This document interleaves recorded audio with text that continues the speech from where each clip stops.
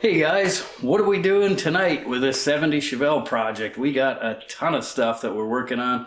You guys seen some of the tear out and the disassembly of this car. We're going to dig in a little bit deeper. We didn't have a whole lot of plan lined up, and the reason why was we are lining it up as we go. We're getting this thing cleaned out to a fresh slate. So a clean slate, we're going to take everything out of it that was 1970 Chevelle, and we're going to change everything up in it. Motor, tranny, suspension, tires, wheels, brakes, exhaust, a lot of body mods, floor pan mods, everything that we're going to do to this thing. So tonight we're going to tear out more stuff, and we're going to get this thing gutted out completely. We'll pull the motor back out again, and then we'll mock everything all back up once again.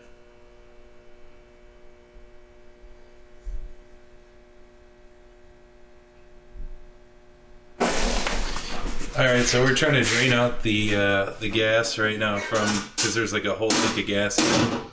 So right now our little electric pump wasn't able to get it to go. So Eric's attempting to pressurize the gas tank in hopes of forcing it all forward. Alright, we ditched the pump. Apparently there's a check valve in here that is screwed up and it is not letting gas flow through the pump whatsoever. So we're just pressurizing the gas tank right now with just a little air hose. That's a super awesome tip. If anybody has a snowmobile, that will be a huge lifesaver when you're pulling over a snowmobile. If you change the jets, you pressurize the gas tank a little bit, it just forces all that fuel up through the fuel pump into the fuel line. That's what we're doing here. We're just pressurizing a little bit to get push all the gas out. We're going to drain this thing before we pull the tank out. It's almost out of gas, one of the two. Can you pressurize that again? See if we can get any more to come out. Alright, so had a pretty productive weekend anyways, gutting some more stuff off the car. We're taking all the suspension off the car so we can get that ride height lower down. We'll dial in on a ride height, but also we're taking these 11-inch rotors that somebody had put on here as a nice drilled slotted rotor, an 11-inch. Well, this is more along the lines of what we're going to put on here as a 14-inch set of drilled slotted rotors. Bigger calipers instead of a single piston cast iron caliper. We're going to put a big 4-piston Brembo CTS-V caliper on it. And the spindles are also, the factory spindle is right here. This is a 2-inch drop spindle from the Fat Man Fabrications. So that spindle is a taller spindle height.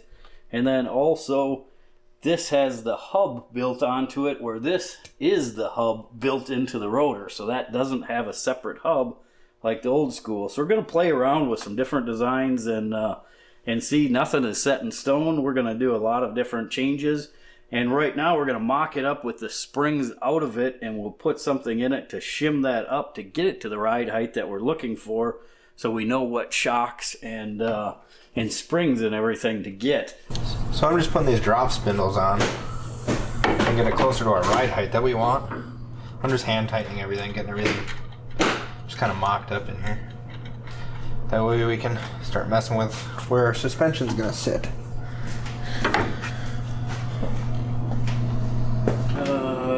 Yeah, but Sure? no, I'm not. I'm pretty sure. Yeah, it is.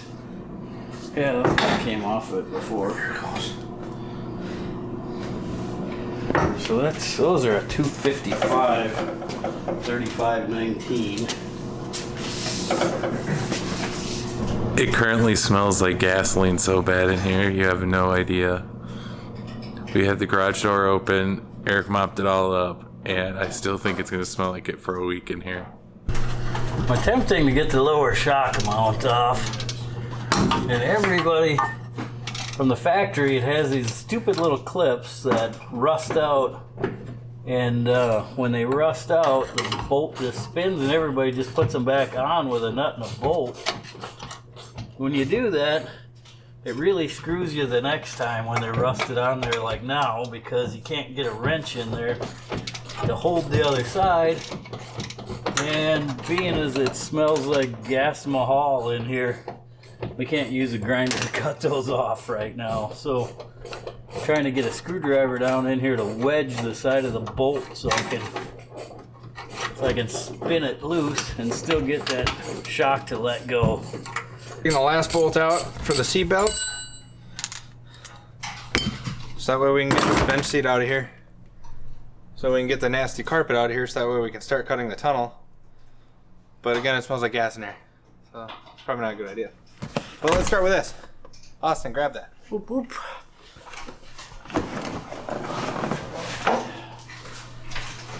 Oh. Hey, some Marlboro Red. Oh. Bet the rats like those. Non-smoker. Green Texas car. Oh, hold up. Go up and over. Yep.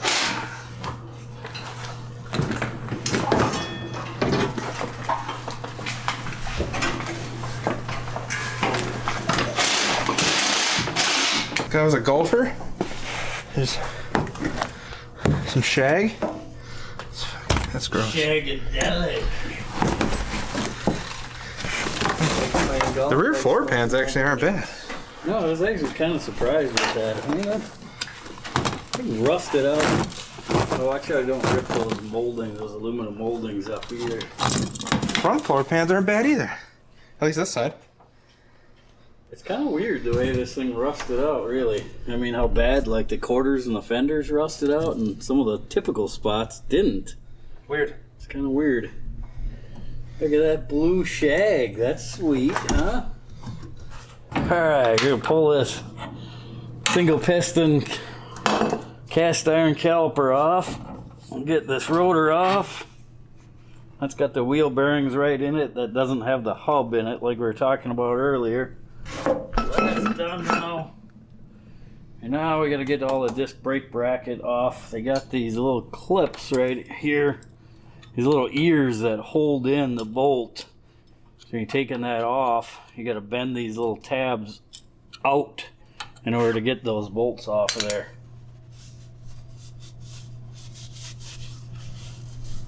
Alright, I'm gonna pop that one loose. One hit, nice. I'll show you a little trick on these ball joints now too. So right now the spring pressure is on it, and the nut is just loosened up a little bit right here.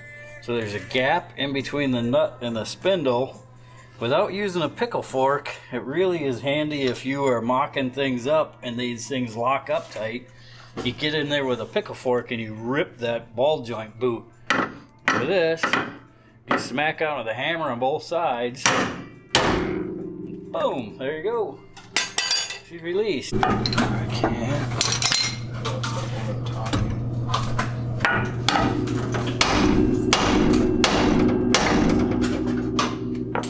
Go. See it pop loose at all? Oh, it did.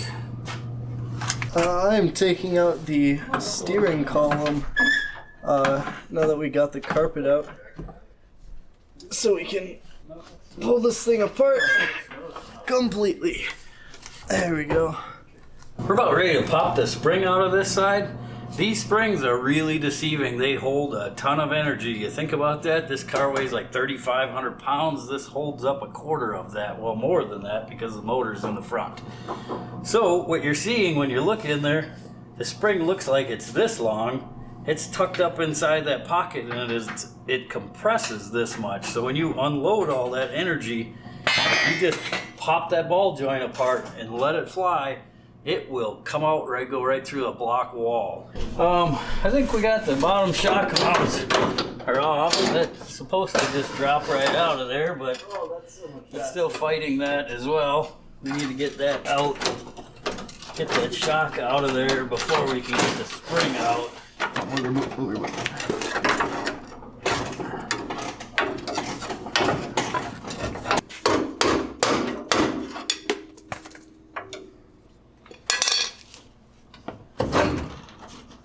I thought that was gonna drop right out. Can you wiggle it out now? The bottom? Good.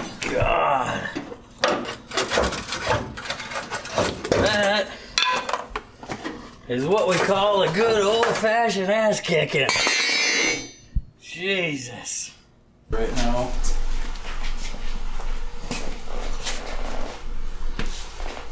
Alright, ready? Yep. There we go. You gotta steer this out if you need it to go anywhere. Oh, jeez.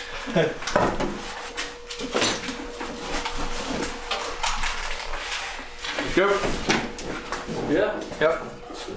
Now we're gonna pull it out so that way we can mock up the tranny cross member and get the motor mount packed in place.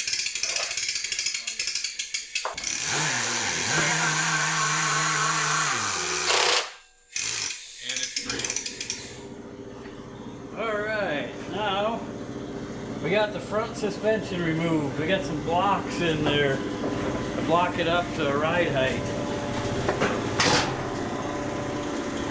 Stop.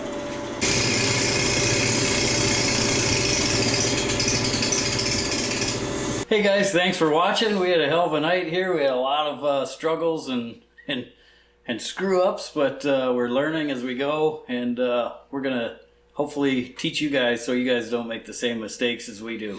We got a lot of mocking up to do. There's a lot of fitment left to do. So stay tuned. Don't forget to like, subscribe, and comment below. Tell us what you think.